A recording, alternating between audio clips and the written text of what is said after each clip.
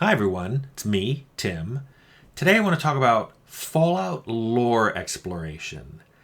This comes from a really good question from Jose Luis Lopez 7511, who asked, what part of the Fallout universe needs to be expanded upon, or what story or stories deserve to be continued? Perhaps take a bit from each game and weave the evolution of the formula. This is an interesting question. I debated whether to answer it, because whenever I talk about Fallout, some people go crazy. But there's a lot of me in Fallout. I've said this a lot. There's a lot of me in Fallout and a lot of me in Arcanum. I've often told people, if you want the most Tim Caney game, those are the two most Tim Caney games. For lots of reasons involving big teams and publishers and changes in the industry, all kinds of things. Also, I've mentioned that I have a design for a Fallout sequel. This is not that design. I don't tell anybody that design, because if I see elements of it show up in another person's Fallout game or another company's Fallout game, I know it will be coincidence, because nobody knows what's in my sequel. And I have seen a couple elements show up, and it's been completely coincidental. Instead, this is lore that I would explore if I was doing a Fallout sequel. It's elements of the Fallout setting and elements of Fallout lore that really interest me.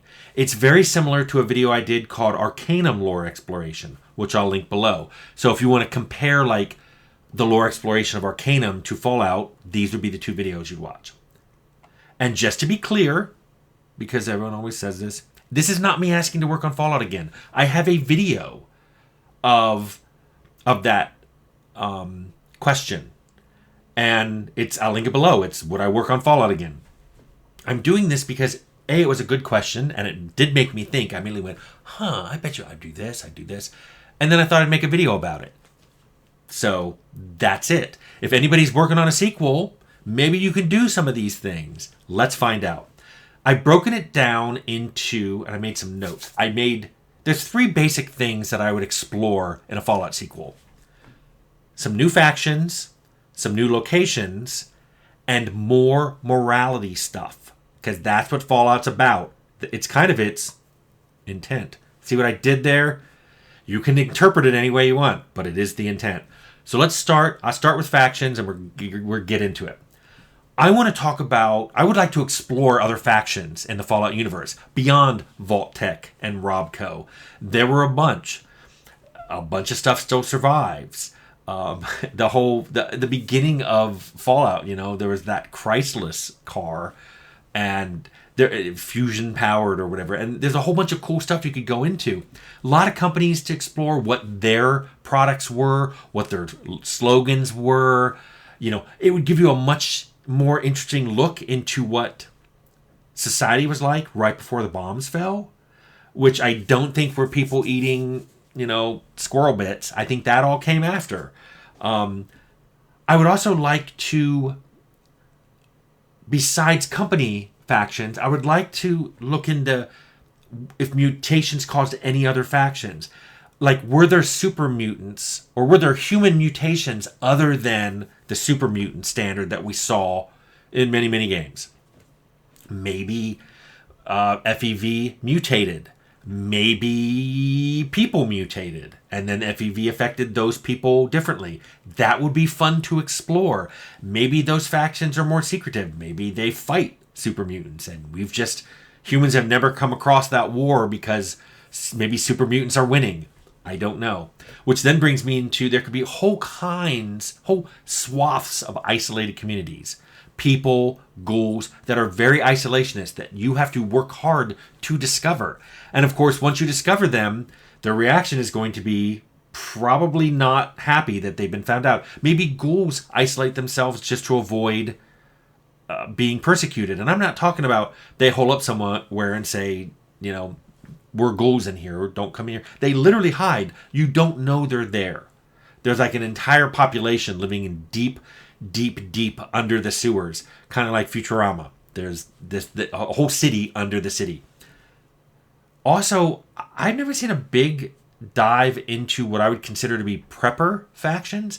People who now, today, buy homes out in the middle of nowhere and give them huge underground bunkers full of dried foods, and they're planning to, them and their families and maybe some other families, live there for a long time. What would it be like finding those people 40, 50, 100 years later?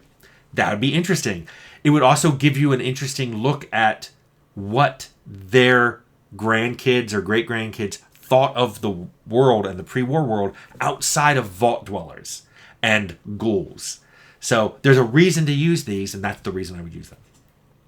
Which gets me into my other big thing I want to do is I would like to explore a lot of other locations. And I should probably be more specific and say I don't mean other U.S. locations. I mean other countries. There has been very little discussion of what happened outside the U.S., but there's been evidence of things that have happened outside the U.S. I would like to explore what happened there. And a lot of that's exploring their jingoism, which I will say right now I'm not really prepared to do. I would love to know if Fallout was advanced American 50s, jingoism, what would that be for the Soviet Union? What would that be for China? What would that be for Canada, even though we annexed them? What would that be for Mexico? What would that be for Brazil? What would that be for Australia? What would that be for tons of countries in Europe and Africa? What would India be like? I don't know, and I don't know if I can make that, but I would certainly love to see that explored. I would, beyond jingoism, beyond what their 50s style, retro futurism would be by country, I would love to know what their tech is. We established in Fallout 2 that the Stealth Boy was Chinese tech. What other countries had really unusual tech that weren't here in the U.S. or were only in the U.S. because maybe we stole it or maybe some other spies got in here with it? Did other countries explore biological weapons like our FEV? Maybe there's an FEV-like virus in Argentina and they were growing some weird people down there. Maybe that would be fun to explore. And then what about all the non-superpowers? We don't have to talk about, bigger countries. What are they doing over in Vietnam? What are they doing in Iceland? Iceland, amazingly, it's so isolated and it has geothermal power. What are they doing over there? Maybe they like being isolated. Maybe they don't like people showing up. That would be fun to explore. So lots of locations in different countries. I would love to do that in a Fallout sequel. And then finally, and the biggest one that would have to be in any sequel I worked on would be morality exploration. I love gray morality. I've said that a lot. I also like tough black and white decisions. People consider this to be gray, but I'm like, no, there's nothing gray about the decision. There's an obvious right choice. There's an obvious good choice. But the evil choice is way more rewarding.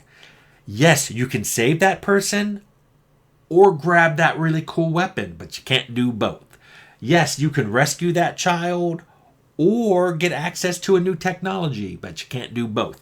Things like that. I think those are things that really make people stop because there is an effect in the game for your player. You will never be able to get that superpowered weapon again if you don't let that person die. Or maybe you have to kill somebody. Maybe you have to do something overtly evil and not just evil by lack of action.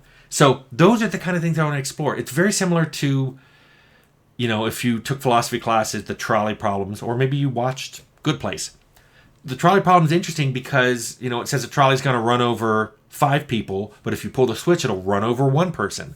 But what's interesting about that is there are people who think there's a solution. There isn't. But it depends on how you think. It's like, if some people go, look, if I don't do anything, those 5 people get killed, but that's not on me. I'm not doing anything. Then there's other people going, well, 5 is greater than 1, so I'm pulling that switch because that's always better. At least the other 5 people live and only 1 person dies as opposed to 5 people die and 1 person lives. There are issues with doing it any of those ways. I love the trolley problem and trolley-like problems because if you put it into a game, those gamers are going to talk online in forum boards and they're going to talk about the right solution. And there is no right solution. There's just a variety of solutions. And I would love to do that because I want to deep dive into Fallout's main theme. Power corrupts. People have always done bad things. War never changes. That was always Fallout's theme. I would love to explore that in detail in a sequel and really make some of the players who are coming to have fun in this wasteland of cool weapons and weird monsters, give them something to think about when they're playing that game. It's what we always intended. It's why Fallout was so dark and had some of the quests it had. Anyway, I hope that answers your question. Jose Luis Lopez, 7511.